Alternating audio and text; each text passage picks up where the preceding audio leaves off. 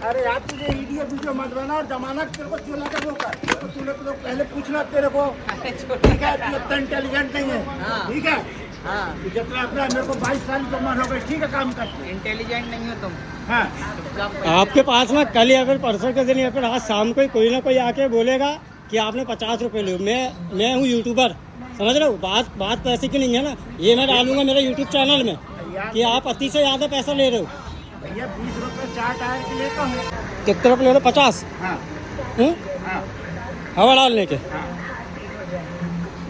और पूरी दुनिया में 20 रुपये ले रहे हैं वो लोग। फिर यार भाई देखो, हम तुमको पहले पूछ लेना था, तुमने कहा पंचर बनाना, कहीं नहीं कहा तुमने नहीं बनाना फिर पंचर, तो इसका मतलब ये नहीं कि 20 रुपये की जगह आप सीधे 50 रुपये लोगे। एक बात सुनो, मैं तुमको 10 रुपए में पूरे टंकी की हवा दे दूंगा। जो वाजिब रेट है वो वाजिब रेट लो, कोई बाहर से तो आए नहीं हम लोग। कहानी वाला था यार भाई तू कहीं का हो यार, देख मेरे को तेरे को पहले पूछ लेना था, ठीक है? जानता नहीं यार, मुझे छोड़ो। अरे बात, लेकिन बात पैसे की है ना यार। इतना अति भैया को 50 रुपये 5 टायर में हो बनने के। ये शुरू का वीडियो देख के तो आप समझ ही गए होंगे कि हमारी बहस किस बात में चल रही है। तो हेलो फ्रेंड्स, मेरा नाम है अमित और आज सुबह मेरे एक फ्रेंड आए आते हैं, शुभम भैया। तो ये मुझे बोलते हैं कि भैया अपन लोगों को आज घूमने चलना है और आज अपन लोग करेंगे कैंपिंग। तो मैं बोलता हूँ ठीक है भैया। और फिर शुभम भैया के भी एक फ्रेंड आ जाते हैं, तो हम तीनों निकल जाते हैं अपनी कार से केवलारी जाने के लिए, क्योंकि केवलारी के पास कोई नदी है।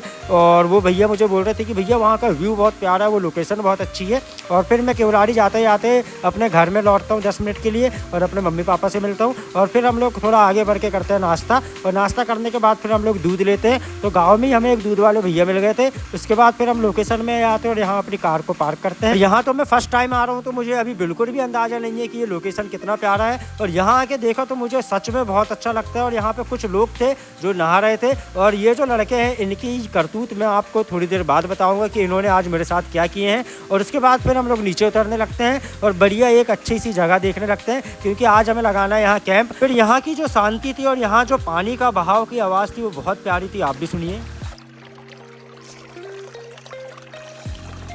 मैं शहर में दिन रात रहता हूँ और शहर की भागा दौड़ी से मैं बहुत ज़्यादा बोर हो चुका हूँ। और आज जो ये नेचर है, ये नेचर में आके मुझे बहुत अच्छा लगता है और बहुत ज़्यादा शांति थी। और यहाँ आज मैं अपने पूरे दिल से एंजॉय करता हूँ और मैं दिल से रहता हूँ। और दोस्तों उसके बाद फिर ये नज़ारे का मैं आनंद उठाता हूँ। और फिर मुझे बहुत साफ़ पानी दिखता है, तो यहाँ मैं अपने दोनों पैर डाल लेता हूँ और फिर मस्ती करने लगता हूँ, क्योंकि ये दिन फिर बार बार नहीं आते। और फिर ये भैया हमारे ये कैंपिंग की शुरुआत करने लगते हैं और कैंप 2 मिनट में इंस्टॉल हो जाता है, क्योंकि ये कैंप बहुत अच्छा है। इसको आप हाथ में लेके अपने बैग में रख के आप कहीं भी जा सकते हैं और कहीं पे भी आप इसको 2 मिनट में इंस्टॉल कर सकते हैं। और फिर चाय बनाने के लिए और भजिया बनाने के लिए भैया पूरा सामान बाहर निकाल लेते हैं। और भैया को कैंप के अंदर गर्मी लग रही थी, तो फिर भैया बोलते हैं कि भैया अपन कहीं बाहर बैठ के बनाते हैं। तो मैं बोलता हूँ ठीक है भैया, आप बाहर जाओ। और कैंप के अंदर कितनी गर्मी लग रही है ये महसूस करने के लिए मैं भी 2 मिनट के लिए कैंप के अंदर जाता हूँ। और इतनी ज़्यादा गर्मी लगती है कि मैं अपनी टी-शर्ट उतार देता हूँ। और फिर भैया बाहर अपना स्टोव को लगाते हैं, उसमें फिर भजिया को फ्राई करने के लिए डाल देते हैं। और ये भजिया बहुत टेस्टी होने वाले हैं, क्योंकि इसकी जो महक आ रही थी वो बहुत अच्छी महक आ रही थी।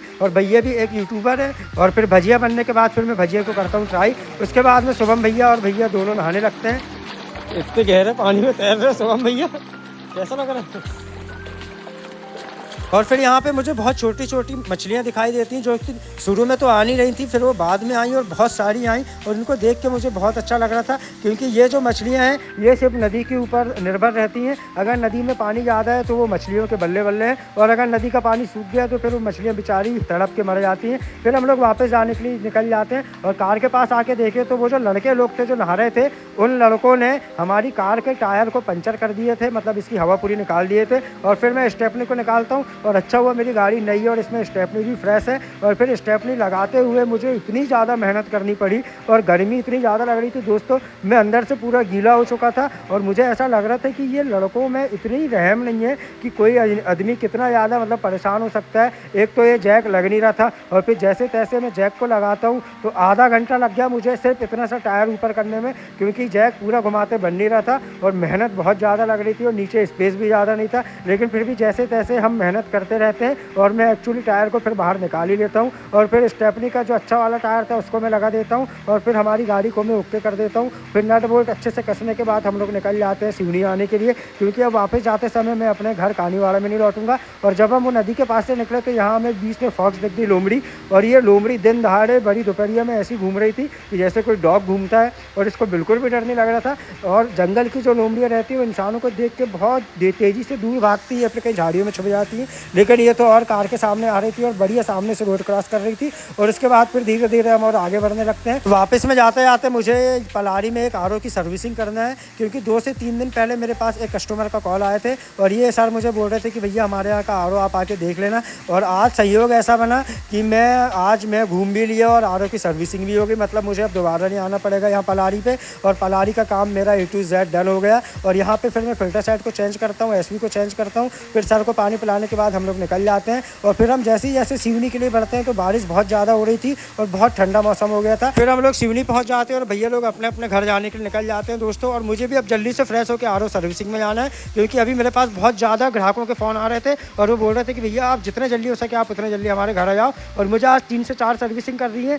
और उसके बाद फिर एक ऐसे कस्टमर का फ़ोन आता है जो मुझे बोलते हैं कि भैया मेरे को न्यू आरओ मशीन लगानी है, तो आप सजेस्ट करो कौन सी आरओ मशीन बेस्ट रहेगी। फिर मैं वो भैया को आरओ की फ़ोटो सेंड करता हूँ और फिर मैं उनको समझाता हूँ। फिर भैया मान जाते हैं और भैया बोलते हैं कि आप आके कब लगाओगे। तो मैं बोलता हूँ सर मुझे आधा से 1 घंटा लगेगा, क्योंकि अभी मैं बिजी था। और उसके बाद फिर मुझे जेंटी भैया मिल जाते हैं, फिर मैं इनसे 10 मिनट खड़े होकर बात करता हूँ और फिर मैं चले जाता हूँ अपने प्लांट की ओर, क्योंकि अब मुझे न्यू आरओ मशीन लगाने जाना है। फिर मैं अपनी बाइक में आरओ मशीन को बांधता हूँ अच्छे से, क्योंकि ग्राहक के यहाँ जाते तक आरओ मशीन स्टेबल रहना चाहिए, वो गिरना नहीं चाहिए। क्योंकि दोस्तों न्यू मशीन है, ये मशीन अगर गिरी तो फिर मशीन पूरी बर्बाद हो जाएगी। और फिर कस्टमर के आने के बाद मैं मशीन को ओपन करता हूँ, ग्राहक को मशीन दिखाता हूँ, क्योंकि ये भैया ने मशीन देखे नहीं थे, सिर्फ उन्होंने मुझे बोला था कि भैया आप जो मशीन लेके आओगे वो मशीन बेस्ट रहेगी। और मैंने सर को बोला था कि सर वाइट कलर या फिर ब्लैक कलर, तो फिर भैया ने बोला था कि भैया ब्लैक ही कलर लाना। और फिर मैं मशीन को इंस्टॉल करने लगता हूँ। इंस्टॉल करने के बाद मैं बहुत ज़्यादा गीला हो चुका था, इतनी ज़्यादा गर्मी लग रही थी यहाँ पे। और जब काम रहता है तो फिर हम कोई बहाने नहीं बताते कि हमें गर्मी लग रही है या फिर भूख लग रही है, फिर हमें मतलब प्यास लग रही है। काम को हमको अच्छे तरीके से करना है। और फिर मैं ये दादाजी को बिल दे देता हूँ, फिर दादाजी मुझे ऑनलाइन पेमेंट कर देते हैं। और ऑनलाइन पेमेंट करने के बाद फिर मैं शुक्रवारी चौक आ जाता हूँ। और यहाँ के देखो तो 2 ऊँट खड़े थे जो बहुत सुंदर दिख रहे थे, उनके पीछे घोड़ा था।